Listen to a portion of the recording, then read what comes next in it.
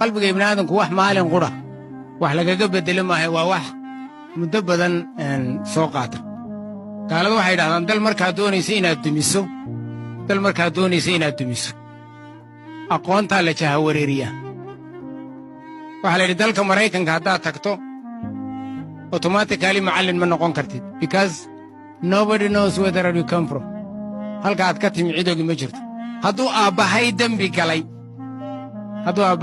galay within maraykan anuu macallin kama noqon karo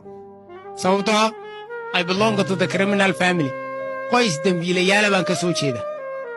nacam waa jiilka wax loo dhigi doono qalbigooda sida loo ilaaliyo wey